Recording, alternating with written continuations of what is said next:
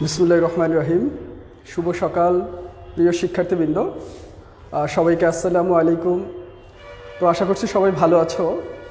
তো গত ক্লাসগুলোর ন্যায় আমরা আজকেও শুরু করতে যাচ্ছি ফিনান্স, ব্যাংকিং ও বিমা প্রথম পত্র থেকে শুরু করতে যাচ্ছি। প্রথম পত্রে আমরা দ্বিতীয় অধ্যায় আমরা পড়াচ্ছি। তো তৃতীয় অধ্যায় আমরা পড়াচ্ছি। তো অর্থের সময় মূল্য নিয়ে আমি আলোচনা করব। তো অর্থের সময় মূল্য এর আগে আমরা আরও 7টি ক্লাস নেওয়া হয়েছে। তো আজকেও আমরা এটার গাণিতিক অংশ সলভ করব। এর আগেও আমরা গাণিতিক অংশ সলভ করেছিলাম। তো আজকেও আমি গাণিতিক অংশ তোমাদেরকে দেখাবো, তবে ডিফারেন্ট একটা গাণিতিক অংশ যেগুলো তোমরা এখন পর্যন্ত যেগুলো করোনি। আমরা ম্যাক্সিমাম অঙ্কে সুদের হার দেওয়া থাকে এটা দেখতে পাই, বাট অনেক সময় অঙ্কের ভিতরে সুদের হার দেওয়া থাকবে না। সেক্ষেত্রে সুদের হার যদি দেওয়া না থাকে সেক্ষেত্রে আমরা কিভাবে বের করব সেটা আমি তোমাদেরকে আজকে দেখাবো। তো চলো আমরা আজকে আমাদের যে টপিকসটা সেটা নিয়ে আলোচনা করব। তো এখানে তোমরা দেখতে পাচ্ছ যে আমি একটা উদ্দীপক দিয়েছি, এই উদ্দীপক থেকে আমরা কোশ্চেনগুলো সলভ করব। তো দেখা যাচ্ছে জনাব রহিম অবসর ভাতা বাবদ 2 লক্ষ টাকা পেলেন। দেখো, একজন ব্যক্তি সে অবসর গ্রহণ করেছে, সে 2 লক্ষ টাকা পেয়েছে। তো উক্ত টাকা পদ্মা ব্যাংকে রাখলে তাকে 5 বছরে 3,70,000 টাকা দিবে, অর্থাৎ 3,70,000 টাকা দিবে। 2 লক্ষ টাকা রাখলে 5 বছর পর তাকে দেওয়া হবে 3,70,000 টাকা তাকে দেওয়া হবে।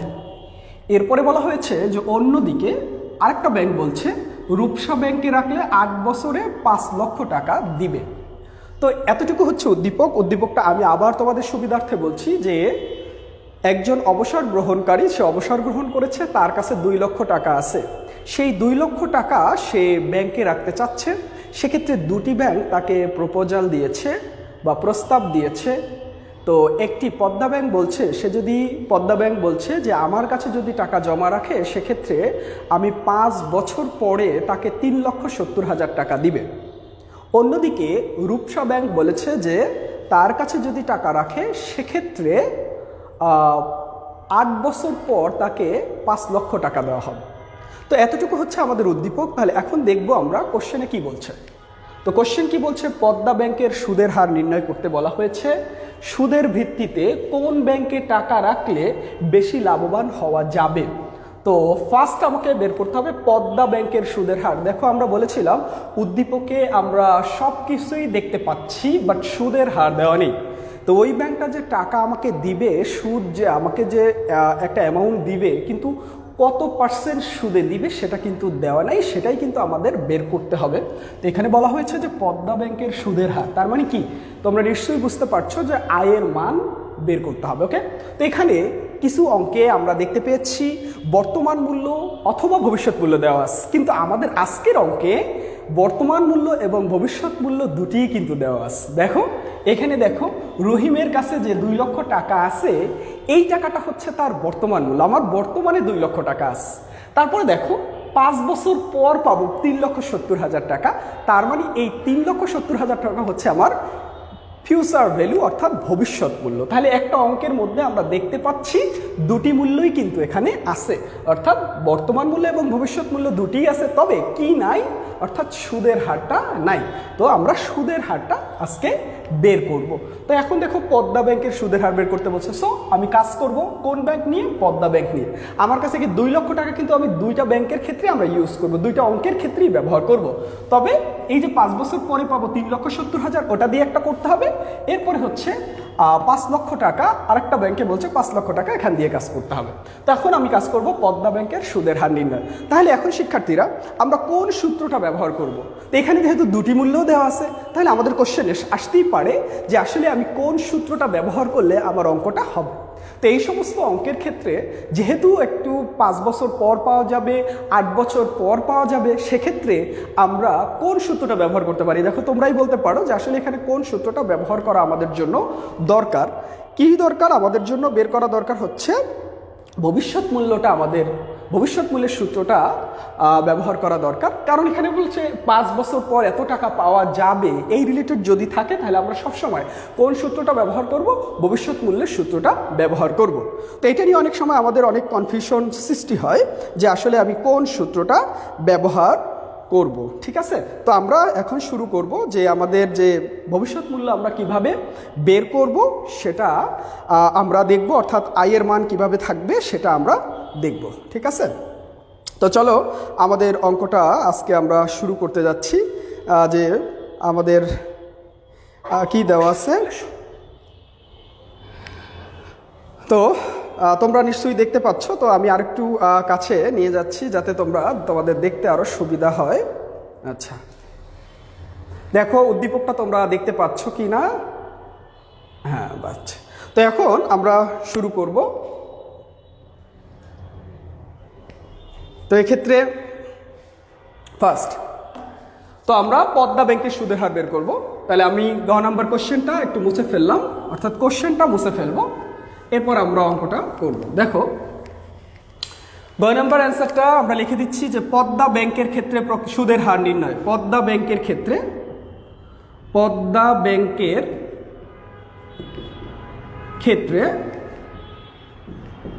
সুদের হার নির্ণয়। তো পদ্মা ব্যাংকের ক্ষেত্রে আমরা সুদের হারটা নির্ণয় করব। সেক্ষেত্রে আমরা পদ্মা ব্যাংকটা দেখব। তো দেখো পদ্মা ব্যাংকের সুদের হার যখন নির্ণয় করবো, আমি বলেছিলাম এখানে কোন সূত্র ব্যবহার করব? ফিউচার ভ্যালুর সূত্রটা ব্যবহার করব। তাহলে তোমাদের নিশ্চয়ই মনে আছে ফিউচার ভ্যালুর আমাদের যে সূত্রটা, সেই সূত্রটা কি ছিল? দেখো আমাদের সূত্রটা হচ্ছে কি, পিভি ইন্টু, বা কোনো চিহ্ন না দিলেও হয়, 1 + i to the power n। নিশ্চয়ই তোমাদের মনে আছে। তো পিভি ইন্টু হচ্ছে 1 + i to the power n। এখানে আমরা এভাবে বের করব। দেন আমাদের দেখো এখানে কি এফবি এর মানটাও দেওয়া আছে, অর্থাৎ আমি পদ্মা ব্যাংক নিয়ে কাজ করছি। পদ্মা ব্যাংকে রাখলে আমাকে 5 বছরে 3,70,000 টাকা দিবে, অর্থাৎ এক্ষেত্রে ফিউচার ভ্যালু হচ্ছে 3,70,000। 3,70,000 টাকা আমরা এখানে দেখতে পেলাম ফিউচার ভ্যালু রয়েছে। এরপর দেখো প্রেজেন্ট ভ্যালু, অর্থাৎ তুমি প্রেজেন্টে কত টাকা, তোমার কাছে আছে কত টাকা, 2 লক্ষ টাকা, সেটা তুমি জমা রাখতে চাচ্ছ। এই 2 লক্ষ টাকা হচ্ছে তোমার জন্য কি, প্রেজেন্ট ভ্যালু। তো আমরা প্রেজেন্ট ভ্যালুটা একটু দেখছি। দেখো এরপরে আমাদের এন এর মান দেওয়া আছে। এন দেখো, এন মানে কি, বছর। তাহলে পদ্মা ব্যাংকে কত বছর রাখতে বলছে? 5 বছর বলছে। সেক্ষেত্রে আমরা এখানে কত দিব? 5 দিব। ঠিক আছে, তো এক্ষেত্রে আমরা 5 এখানে লিখলাম। এখন আমাদের মানটা বসাবো। দেখো একটা অঙ্কের ক্ষেত্রে আমরা 2 বার সমান সমান চিহ্ন দেওয়া যায় না, সেজন্য আমরা বা ব্যবহার করব। তো এক্ষেত্রে ফিউচার ভ্যালু অর্থাৎ 3,70,000 আমরা দেখতে পাচ্ছি। ফিউচার ভ্যালু 3,70,000 আমরা লিখলাম। তো ফিউচার ভ্যালু 3,70,000, আর প্রেজেন্ট ভ্যালু এখানে আমাদের আছে কত? 2 লক্ষ টাকা। আমরা 2 লক্ষ টাকা এখানে লিখলাম। দেন আমাদের যেটা করতে হবে 1 + i। i মানে হচ্ছে আমাদের দেওয়া নেই, সো এটা এখানে এভাবে রাখতে হবে। তাহলে এখানে হচ্ছে n এর মান হচ্ছে 5।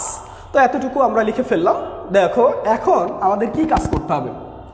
যেহেতু আমি বলবো তোমাদেরকে আমাদের মান বের করতে হবে আয়ের। তোমরা সবসময় ম্যাথমেটিক্যাল কিছু টার্ম যখন করেছো সেক্ষেত্রে দেখতে পাচ্ছ যে যেটার মান আমাদের বের করতে হবে সেটা কিন্তু আমাদের বামে রাখতে হয়।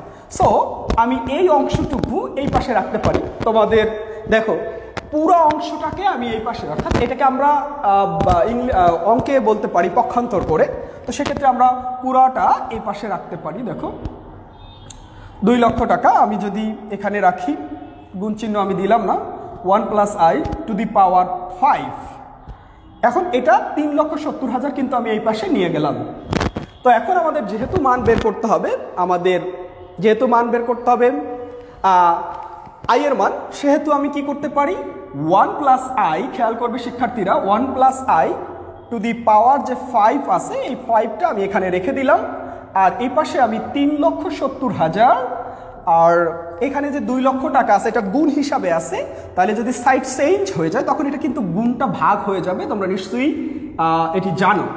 তো তারপরও আমি বলছি যে এটা কি হয়ে যাবে, ভাগ হয়ে যাবে। তো এখন আচ্ছা, অনেকেই বলছে বোর্ড ক্লিয়ার না। এখন কি বোর্ড ক্লিয়ার দেখা যাচ্ছে? তোমরা একটু জানাবে। তো এখন একটু লিখে জানাও তোমরা। যদি বোর্ড ক্লিয়ার যদি এখনও দেখা না যায়, আমি দেখতে পাচ্ছি যে এখন বোর্ড ক্লিয়ার দেখা যাচ্ছে মেবি, তো আমরা তারপর একটু লিখে জানাও, যারা লাইনে আসো অবশ্যই একটু লিখে জানাও যে স্যার বোর্ড ক্লিয়ার নাকি ক্লিয়ার না, একটু জানাও প্লিজ, তো আমি বুঝতে পারবো যে আসলে দেখা যাচ্ছে কি না। তো একজনে লিখে জানাও আমাকে, মেহেরুন ইফতি মানে ক্লিয়ার না বলছো। আচ্ছা একটু ওয়েট করতে হয়, ওয়েট করলে হয়তো বা ওইটা মানে চলে যায়, নেট সমস্যা থাকে তো অনেক সময়। আচ্ছা আচ্ছা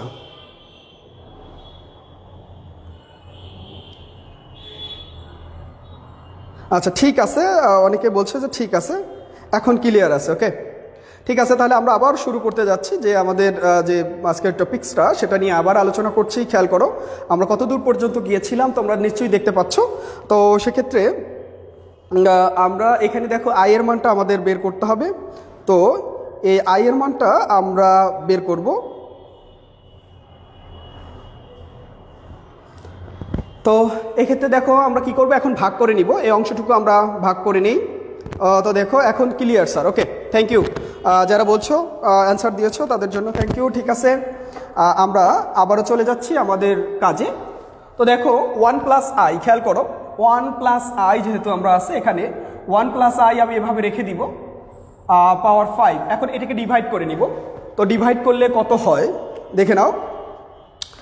ডিভাইডটা করলে আমি করে দেখাচ্ছি তোমাদেরকে কিভাবে আমরা ডিভাইডটা করব। তাহলে আমাদের 3,70,000 আছে তো টাকা, তো 2 লক্ষ টাকা যদি আমি ভাগ করি তাহলে ইকুয়াল দিল 1.85, তাহলে আমাদের আসে 1.85। শিক্ষার্থীরা দেখো ওই দুইটা জিনিস ভাগ করলে আমাদের হয় 1.85। তো 1.85 আমরা এতটুকু করলাম। তো এখন কিন্তু আমি মুছে ফেলবো কারণ আমার এতটুকু মান হয়েছে, তোমরা নিশ্চয়ই দেখতে পাচ্ছ। তো আমি উপরের এক অংশ একটু মুছে ফেলবো। তো এখন কি করব, তোমাদেরকে খেয়াল করতে বলছি এই লাইন থেকে এই লাইনে যদি আমি যাই সেক্ষেত্রে তোমাদের এখানে অনেকে লক ব্যবহার করে, তবে লক ব্যবহার না করেও কিন্তু আমরা অঙ্কটা খুব সহজে করতে পারি। তো এক্ষেত্রে আমি কি করব, যে আমার যে মানটা বের হয়েছে এই মানটাকে এখানে যে পাওয়ারটা থাকবে, অর্থাৎ পাওয়ার আছে কত 5, এই পাওয়ারটা এখানে আমি উপরে কিছু না থাকলে আমরা লিখি 1 আর নিচে এটা গুণ হিসাবে আছে, এটা ভাগ হয়ে যাবে। তাহলে যতই পাওয়ার থাকে আমি খেয়াল বলছি যে এখানে যে পাওয়ারটা থাকবে এই পাওয়ারটা অবশ্যই এখানে ডিভাইড হয়ে যাবে। উপরে কোনো সংখ্যা না থাকলে আমরা 1 লিখবো, 1/5। এখানে যে কোনো সংখ্যা হোক 10 হলেও 20 হলেও যাই হোক না কেন এটা ডিভাইড হয়ে উপরে 1 ডিভাইডেড হচ্ছে কি 5। এখানে লগ ইউজ করলে অনেকের প্রবলেম হতে পারে, আমরা ক্যালকুলেটর অনেক লগ খুঁজে পাই না, এই হিসাবটা করতে পারি না। সো এভাবে করলে আমাদের জন্য আরও সহজ হয়ে যায়। যখন তোমরা অ্যাডমিশনে করতে যাবে তখন কিন্তু লগের মান তুমি পাবে না, সেক্ষেত্রে কিন্তু তোমার মুখস্থ করতে হবে। মুখস্থ এক্ষেত্রে যদি আমরা এভাবে করি তাহলে তুমি ক্যালকুলেশন করেই বের করতে পারবে। সো এভাবে করাটাই ভালো হবে। তো এখানে যে পাওয়ারটা আছে এই পাওয়ারটা আমরা সব সময় মনে রাখবো, এটা ভাগ হয়ে যাবে, উপরে কোনো সংখ্যা না থাকলে আমরা 1 লিখবো। তো আমরা আশা করছি তোমরা নিশ্চয়ই বুঝতে পারছো। তো এখানে এরপরে আমরা যে অংশটুকু করব খেয়াল করো, 1 প্লাস আই যেভাবে আছে আমি সেভাবে লিখলাম। এখন এইটা 1.85 এতটুকু আছে। এখন আগে এটা ডিভাইড, তুমি যে ডিভাইডটা করেছো সেই ডিভাইডটা আগে মানে এখানে যে ডিভাইড হয়েছে এটা আগে ভাগ করে নিবে, তারপরে কিন্তু পাওয়ার করবে। সরাসরি যদি তুমি করতে যাও সেক্ষেত্রে কিন্তু তোমার অঙ্ক হবে না। তাহলে আমরা লিখবো 1 ভাগ হচ্ছে 5। তাহলে এখানে পাওয়ার অর্থাৎ এখানে ভাগ করলে আমাদের আসে 0.2। 0.2 এইটা কিন্তু লিখলে আমাদের জন্য ক্লিয়ার হয়ে যায়। তো এখন বা 1 প্লাস আই এতটুকুর উপরে পাওয়ার হবে। অনেকে আছে ক্যালকুলেটর এভাবে দিলে তোমার অঙ্ক আসবে না, ভুল আসবে, অ্যান্সার হবে না। সেক্ষেত্রে আমাদের 0.2 যেহেতু এখানে দেওয়া আছে এখানে আগে ভাগ করে নিতে হবে, তারপরে তুমি পাওয়ার দাও। এখন তুমি ক্যালকুলেটরে তোমার পাওয়ার ব্যবহার করতে পারো। তো সেক্ষেত্রে আমরা ব্র্যাকেট দিতে পারি, কি লিখতে পারি 1 প্লাস এখানে তো যেভাবে দেওয়া আছে মানে 1.85 এতটুকু পাওয়ার দাও। এক্ষেত্রে আমরা পাওয়ার লিখতে পারি 0.2। তো এখানে পাওয়ার দিলে আসে কত 3.422 এরকম একটা অ্যামাউন্ট আমাদের আসে। তো এক্ষেত্রে আবার 1.85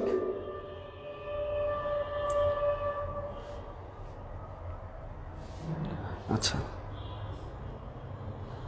1.85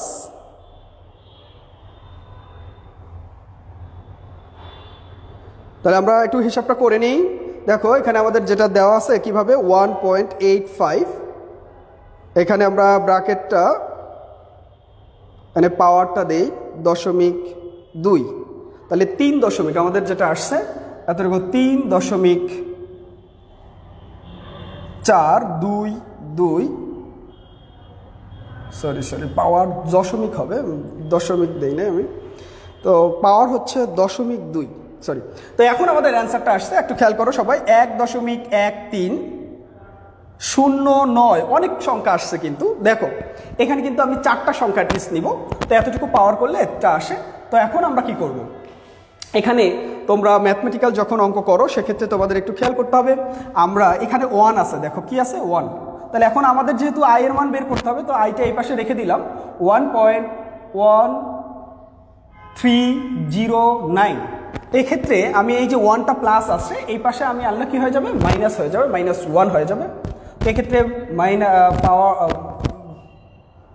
আই ইকুয়াল, তাহলে এখান থেকে মাইনাস করলে আমাদের আসে 13.0.1309 এতটুকু আসে। আচ্ছা, তো এক্ষেত্রে দেখো আমরা জানি যে আই এর মানটা সবসময় কিসে লিখতে হয়, পার্সেন্টেজে লিখতে হয়। একটু খেয়াল করবে শিক্ষার্থীরা, আমরা আই এর মানটা কিসে লিখব, পার্সেন্টেজে লিখব। তো পার্সেন্টেজে লিখলে আমরা এটাকে কত 100 দিয়ে গুণ করে নিব, তো এই জন্য আমরা বা আই ইকুয়াল, তাহলে 100 দিয়ে গুণ করলে 13.09%। অবশ্যই অ্যান্সারটা কি লিখবে, 13.09%।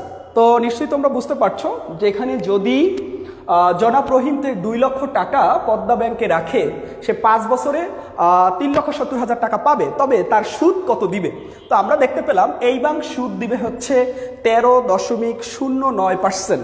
তো আমরা দেখলাম যে পদ্মা ব্যাংকে যদি সে টাকা রাখে তাহলে সেক্ষেত্রে সে হচ্ছে 13.09% সে সুদ পাবে। তাহলে এতটুকু আমরা সবাই বুঝতে পেরেছি। তো এরপরে আমরা যেটা করব সেটি হচ্ছে যে আমাদের আরেকটা বিষয় যেটা দেওয়া আছে আমাদের কোশ্চেন, নেক্সট কোশ্চেনে আমরা একটু চলে যাই। তো নেক্সট কোশ্চেনটা হচ্ছে আমাদের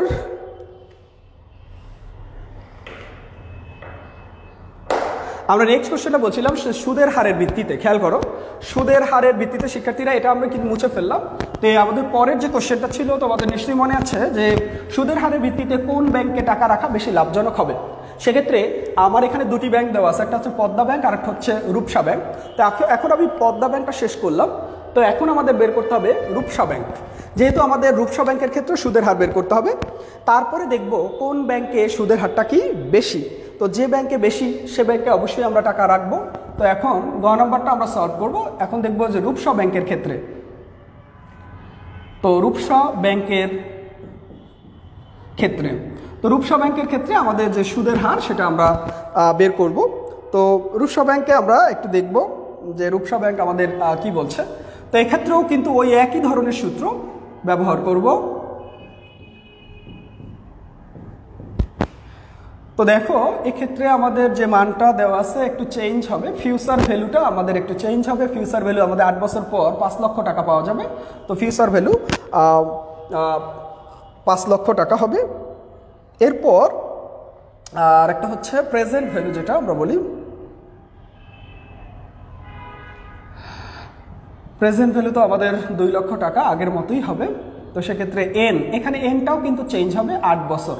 এটা কিন্তু শিক্ষার্থীরা তোমরা নিজেরাও করে আমাকে অ্যান্সারটা জানিয়ে দিতে পারো, কারণ হচ্ছে তোমরা অনেকেই এই অঙ্ক বুঝতে পারছো যে আগেরটার মতোই কিন্তু, তবে এখানে শুধু চেঞ্জ হবে, ফিউচার ভ্যালুটা চেঞ্জ হবে আর বছরটা চেঞ্জ হবে। আগের মতোই কিন্তু আমরা করে ফেলবো। তো দেখি তোমরাও করা শুরু করো, আমিও করে দিচ্ছি। তো রূপসা ব্যাংকের ক্ষেত্রে আমরা যেটা দেখব, নেট কিছু প্রবলেম করতেছে, যাই হোক তারপরও আমি একটু খেয়াল করো তোমরা, ইনশাল্লাহ ঠিক হয়ে যাবে। তো দেখো বা লিখতে পারি, তো এখানে ফিউচার ভ্যালু আমাদের কত দেওয়া আছে 5 লক্ষ, তাহলে আমি এখানে লিখলাম কত 5 লক্ষ টাকা। এরপরে দেখো পিবি আমাদের আছে কত 2 লক্ষ টাকা।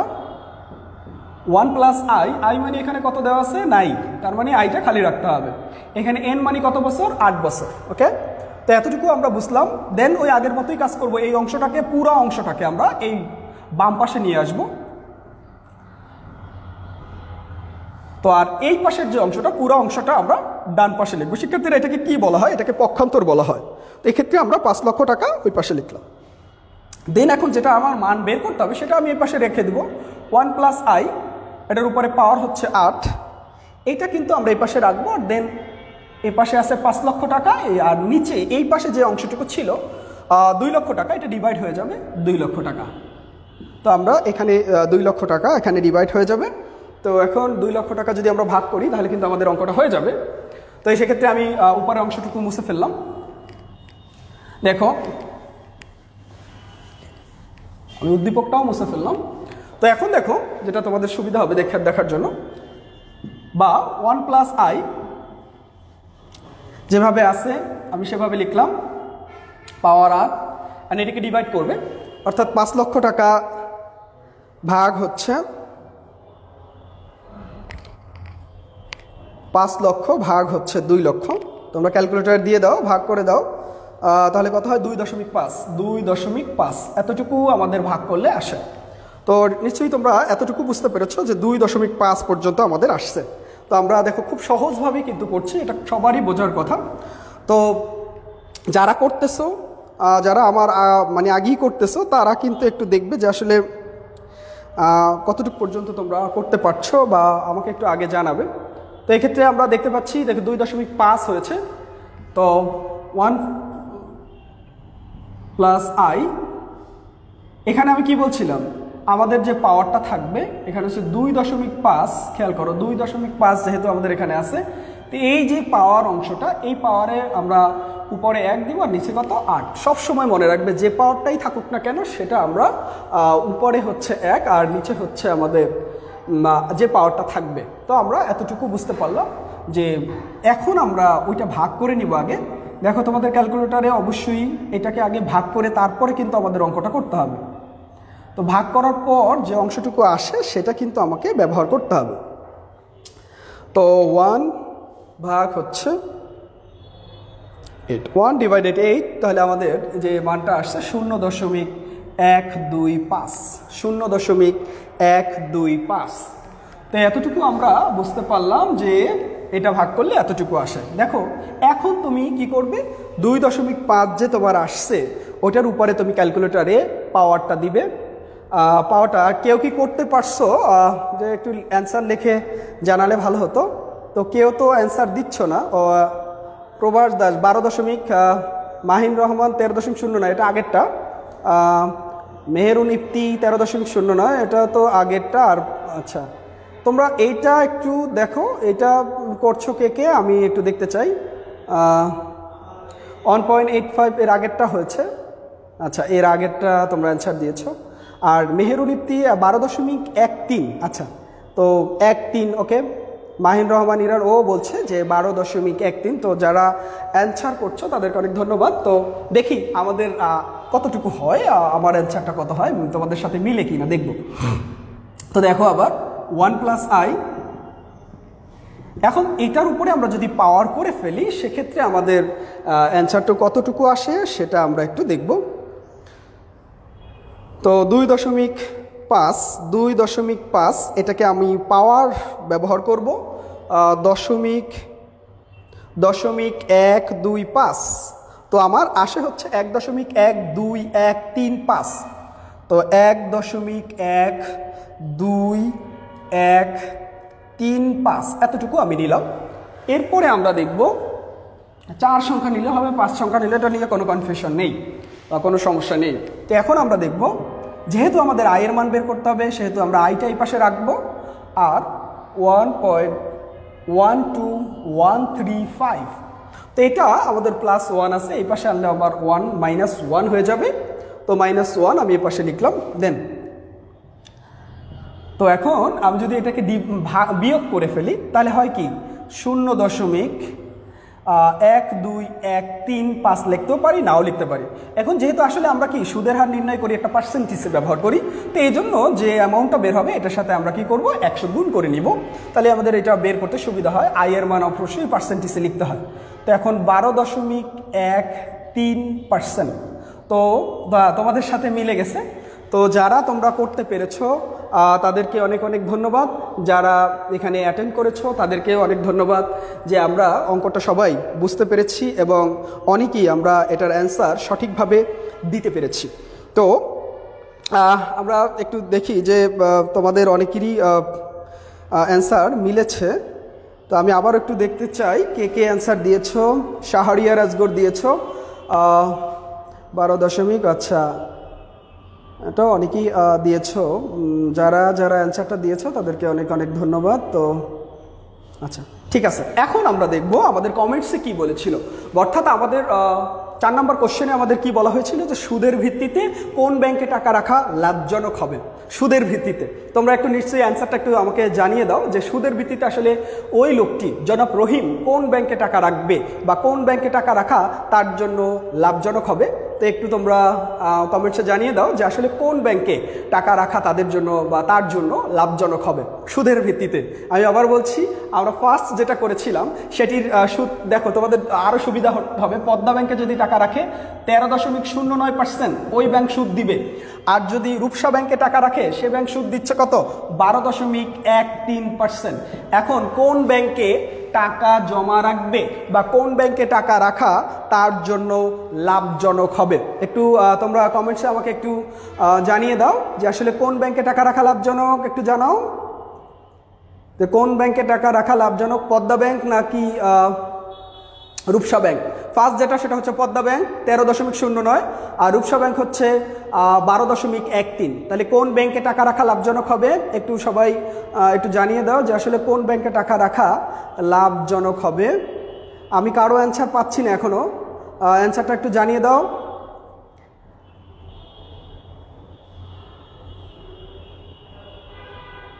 দেখো তোমাদের অ্যান্সারটা আসছে না, তোমরা কি বুঝতে পারছো না যে আসলে এটা আমাদের কোনটা হবে অ্যান্সার?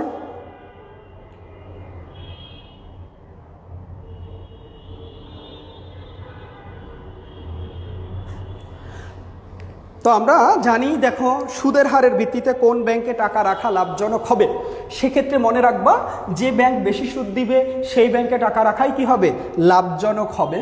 তো আমরা জানি নিশ্চয়ই তোমরা বুঝতে পেরেছো যে এখানে 13.09 বড় হবে না 12.13 বড় হবে।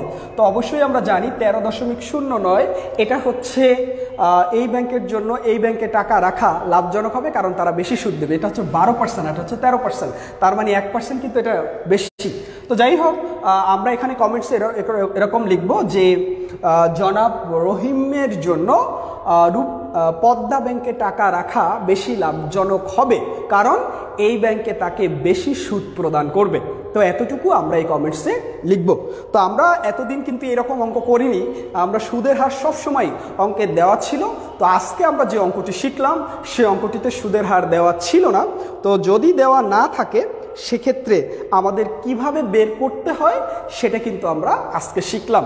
তো এখন কিন্তু দেখো, আমরা অঙ্কের ভিতরে আমরা অ্যানুইটির সূত্র ব্যবহার করেছি, ফিউচার ভ্যালুর কিভাবে বের করতে হয়, প্রেজেন্ট ভ্যালু কিভাবে বের করতে হয়, চক্রবৃদ্ধি থাকলে কিভাবে বের করতে হয়, আমরা সবগুলো প্যাটার্নের অঙ্কই কিন্তু শিখিয়ে ফেলছি। তো আজকে আমরা এটা শিখালাম। তো আগামী আরেকটি ক্লাসে, অর্থাৎ আগামীকালকে তোমাদের সাথে আরেকটি ক্লাস আছে। এই ক্লাসে আমি খুবই আরেকটা বিষয় যেটা একটু অন্য টাইপের, যে তুমি যদি কিস্তি গ্রহণ করো অর্থাৎ ঋণ গ্রহণ করো সেক্ষেত্রে তুমি কিস্তি দিতে হবে। তো বছরে বছরে তোমার একটা কিস্তি পরিশোধ করতে হবে। এই কিস্তি পরিশোধ করতে করতে একটা সময় আসবে তোমার কাছে ব্যাংক আর টাকা পাবে না। তো সেই অবস্থাটা নির্ণয় করব, সেটাকে বলে ঋণ পরিশোধ সূচি, যে কিভাবে আমি ঋণটা পরিশোধ করে দিব। তো এইটা আমরা আগামী ক্লাসে দেখাবো। ঋণ পরিশোধ অর্থাৎ তোমার কিস্তি থাকবে, এই কিস্তিটা পরিশোধ করতে করতে তোমার আর ঋণ থাকবে না, সেটা আমরা ব্যালেন্সটা জিরোতে নিয়ে আসব। সেটা কিভাবে নিয়ে আসবো সেটা আমি তোমাদেরকে দেখাবো, যে কিভাবে ঋণ পরিশোধ সূচি তৈরি করতে হয় সেটা আমরা দেখব। তো আজকে এ পর্যন্তই। তোমরা সবাই ভালো থাকবে, সুস্থ থাকবে। আল্লাহ হাফেজ।